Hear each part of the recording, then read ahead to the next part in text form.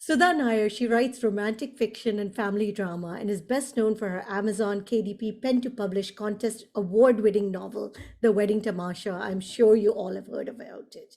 Today, though, we're talking about her new book. You can see it right behind her also. It's called Strictly at Work. It's her 12th book. It's a millennial story about love, relationships, and defining choices. So, first of all, Sudha, we're very, very excited to have you with us. So, welcome. Thank you so much, Sukirti. It's a pleasure to be here. So, first of all, we're very excited because your life also is very exciting because you were at a crossroads as a wife, a mother, homemaker, a techie, and now you have emerged as a writer. And I'm confused because I was Googling if this is your 12th or your 13th and finding your why. So, please tell us about that and tips for other women also.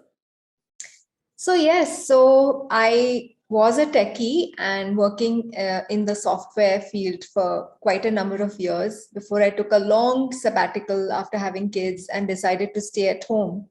And when I got back, tried to get back into the professional field, it was as if, things had moved on faster than I had. And then it was, harder to get back. And not only that, wasn't interested anymore. And there came a point where I felt like there was nothing really going on in my life. There was no creative fulfillment, and there was a sense of boredom and dissatisfaction in general. And there was nothing calling me as such. So it was like a crossroads in my life where I felt like I needed to do something. At the same time, I didn't know what it was, and I needed it to be something that made me feel good about myself, made me feel like I was contributing something to this world, and made me feel like I was really enjoying my life and not having it be like a rut, getting up every day and doing the same thing over and over again. So I started writing again. In fact, it was a very small thing when I was younger. I just wrote a few poems and all that. And I just started writing again, and it felt really wonderful again. I wrote a short story for a magazine and sent it off, and it was rejected because it was the first one. I hadn't really learned how to write a story. But the feedback from the editor was very nice. So she said, why don't you write another story, try another time? And that went on for a few years until I wrote my novel. And then I published my first novel in 2017. That's The Wedding Tamasha. And that's amazing because, I mean, your first novel, it goes on to win such a prestigious award and it opened up a whole new world, I imagine. Yes. Yes, it was. It was surreal, to be honest. I didn't believe it to be true that the novel went on to become such a big success, and that started my journey into writing novels. And it really kickstarted my writing career as such. Because until then, I was just writing off and on. It was not a full time thing, and then it became like my full time profession kind of thing to get into writing. And for women out there, I think if you really feel that you're anyway, I think that everybody needs something to as a creative field to get into something that gives them creative satisfaction. Even if you're doing a full-time job or a technical job or any other field that is your professional field, it always is a great thing if you have something that helps you relax and helps you like forget that this world is such a tight rat race kind of world where you have to accomplish certain things by a certain age and all of those things that come into our life.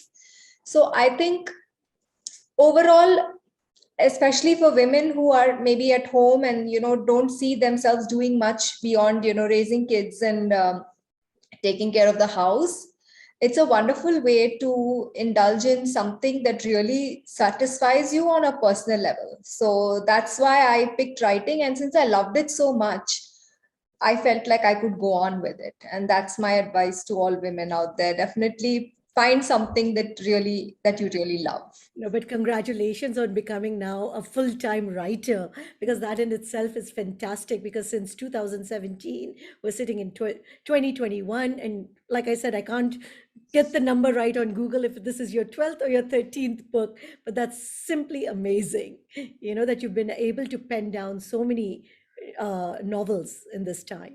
Yeah. Tell us about that also, because you self-published and now this one is published by Penguin.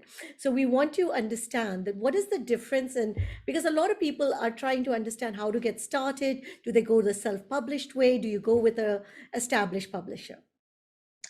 So when I started out, I think I had started out also very, very late in life per se. It was already, like I felt like a middle-aged woman already when I started. So when I wrote the book and I sent it out to traditional publishers, as usual, one does not hear back very quickly from anyone. And for a long time, I did not hear back from anyone.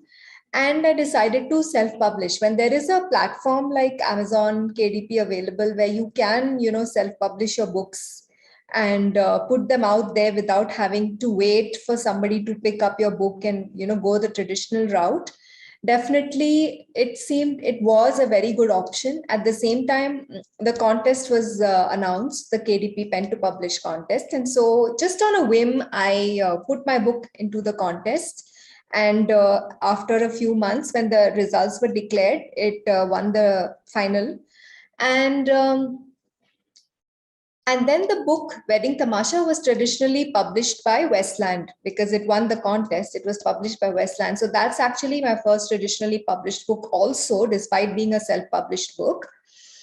And I continue to be a self published writer because I always wanted to write my own books at my own schedule. I was never really going to, after I put that first book as a self-published book, I decided I was not going to really wait for another traditional publisher to come to go to another publisher and say, please, can you like my book? I said, if I'm getting such a good response, why don't I just publish my own books and do it at my own pace and just feel happy and relaxed that I am doing it. I don't have to really wait on anyone to get there. So that's what happened. And then Penguin, they approached me very recently last year to write another book for them. So that's how I got my second book deal. But otherwise, I'm primarily still a self-published writer. And if a good publisher would like to come forth and take up my book, I'm very happy to partner with them. But otherwise, I remain self-published. And also, I am now called a hybrid author, if that's the new term for being Okay. self-published as well as traditionally published. But now coming back to your writing, because you write about normal, everyday characters, everyday situations, what makes it so captivating? What is that in your style? Because, it's sometimes you would think it's just so ho hum. Hmm. Yes, everyday characters who are extremely vulnerable, raw, and are open to expressing their faults, their shortcomings, and just being very, very real and relatable. Because, when you see such a character on the page, it could just be you. You could be that character. And so when you relate to a character like that, you feel closer to the story. You feel like the story is your story. You are leading the role in this story. So that's what connects the readers to the books. There's also a lot of family, which is typical Indian families, and how our And typical Indian family drama. Indian family drama combined with all the things that Indian families have as Indian families, which are specific to Indian families, being arranged marriages or whatever. And all of those things are also there.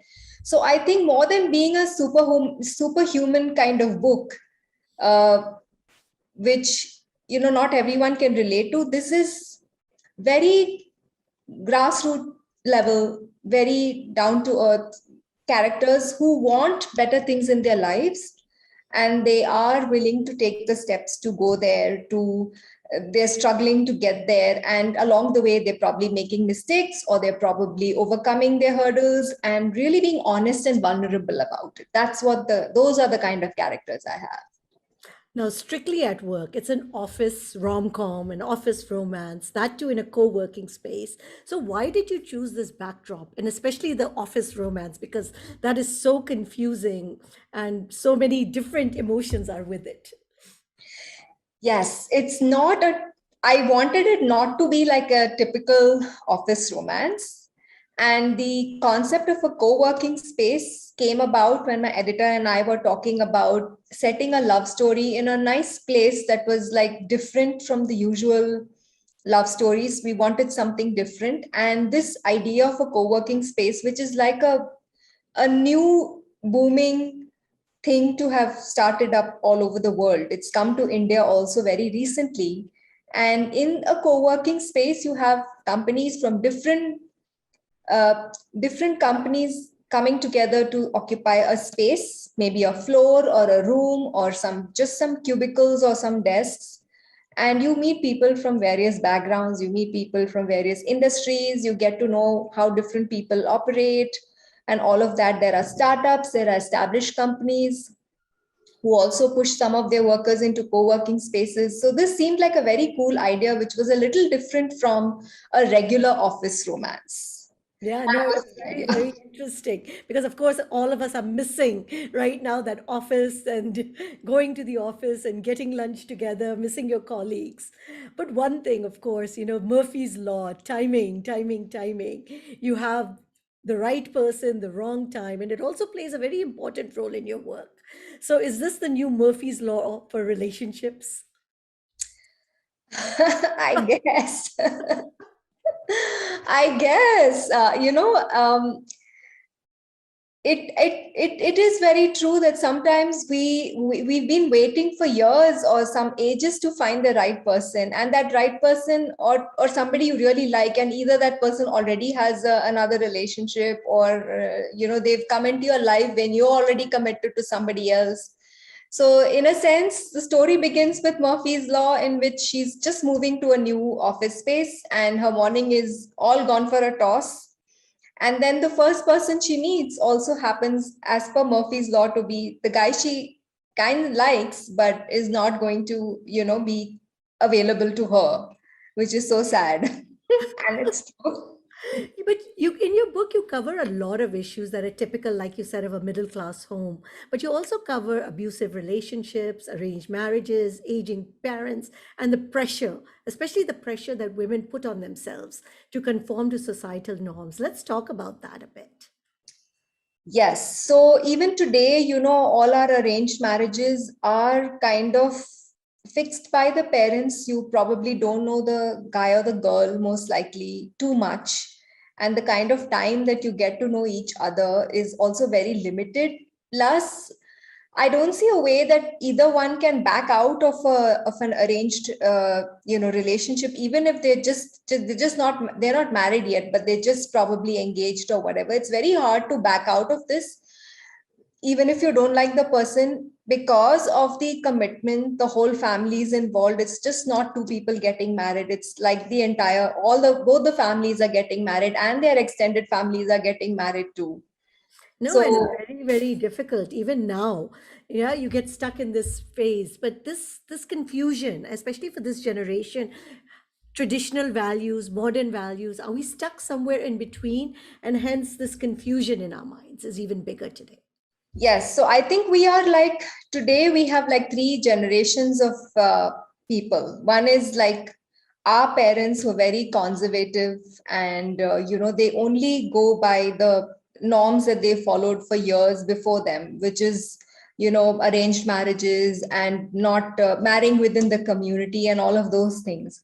And then you have the middle generation, which is kind of half in the older generation and half in the newer generation. They want both. They want tradition as well as they want modernity, but the influence of our society is so great that it's hard for us to choose which one to go by, and how, to what degree should we choose traditionalism over modernity.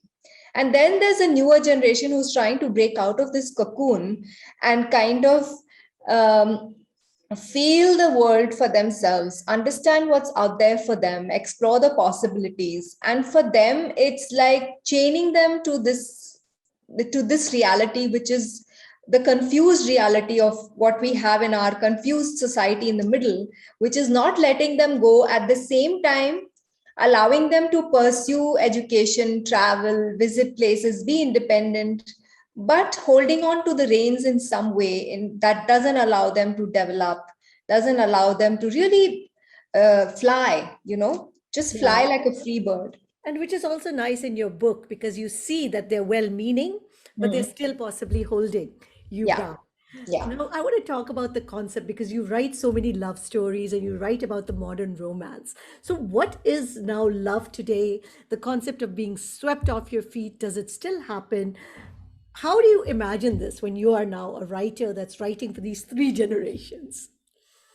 Yes, yes. I do believe in being swept off your feet. At least, when you see someone and when you interact with someone, it's very possible you could be completely awed by their personality and by how they behave and how they react to you, and how they talk to you or how they treat you. It's very possible to be swept away by your feet, swept off your feet. At the same time, I think we have open minds to think about and to really observe whether this person is for me or not. So even if I've been swept off my feet, it's also a thing that we are more cognizant of, to realize that, is this person really going to be a long term partner or not? And we would rather give ourselves that time, even after being swept off our feet, to kind of work with that, and play with it a little bit and see if we truly, truly like this person before we kind of commit to it. So I think it's both things. You could be swept off your feet, and yet you have your brains in your head telling you still have to think about what you're really getting into and if this relationship is really meant for you or not. Now, I must ask you though, being a romance writer, what do you read? Do you read love stories? And if you do, which are your most favorite ones? My favorite love stories happen to be kind of tearjerkers. They are a little sad at the end. I do not write sad stories, but my favorite love stories, like Jojo Moyes' Me Before You, which also came as a movie, is one of my favorite stories, where she's taking care of a paraplegic, the heroine, who ultimately passes away at the end. There's another story that I really like called The Storied Life of AJ Fikri, which is about a bookstore owner who is a widower. And, these kind of stories, which they have a lot of depth, emotion in them, and they kind of bring out the emotions in the reader and make you long for a love story that is so true. Those are the kind of love stories that I like to read personally. And any tips, because people are looking at you and saying that, you know what, you've become such a popular writer. Any tips to people that are starting off and saying, hey, I want to think about pursuing a career in this line? Definitely. I mean, the first and foremost thing is interest, because you may look at somebody and see what they do and want to do the same, and you may try it out. But ultimately, if you're not interested in that field and you don't think that you can write, because writing is a very grueling profession, it takes months to finish a book. And you may have several ideas in your head, and it may seem wonderful to have all these ideas, but getting them down on paper is not as easy as it may look at first glance. So, if you're considering writing, I suggest you start small, maybe start with some short stories or something like that. Test the water, see if you really like to write, and see if it really gives you joy, because ultimately, whatever you do shouldn't be for the sake of doing something just because you have nothing else to do, or just because you see somebody else writing and you used to write well or whatever. It doesn't matter what the reasons are, except if you're really, really enjoying the process. Definitely, I think you should go for it. Give it some time to develop, because it's easy to give up when there's failure. When something's not working out, you tend to back out very quickly and say, no, this is not for me. But if you give it some time and you're really enjoying it, you want to learn it, that's always possible. But if you're enjoying it also, then that's really the icing on the cake. Very well said. I mean, I know one of the things that you always say is that you hope to inspire women to carve their own path, to follow their heart. Please tell us more about this.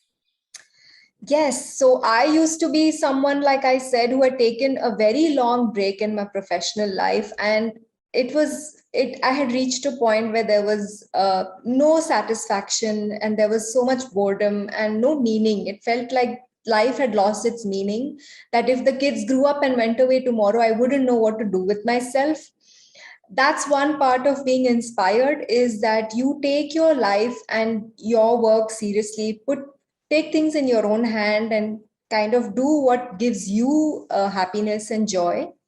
The other thing is, with the younger women out there who are just starting out in life, finished their education and are carving out new paths, looking for new careers, is to explore the opportunities that are out there, explore the world. Don't get too fixated on our societal traditions and conditions and all of those things. Try to understand yourself and what you love to do, and then you get into a situation or something that feels fulfilling to you as a person first. So I'm saying, just focus on yourself, look inward for a bit, think about you before you think about anybody else, even your family or the world or society or anything. Think about yourself first. That's my call to all women. Be inspired by other women, and at the same time, know yourself, understand yourself, and go after your dreams. That's more important.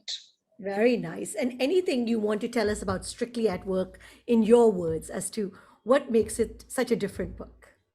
Yes, Strictly at Work is, like I said, rom-com. It's a fun rom-com with two main characters who are already in other relationships, but they meet at this co-working space, and it changes the course of their lives.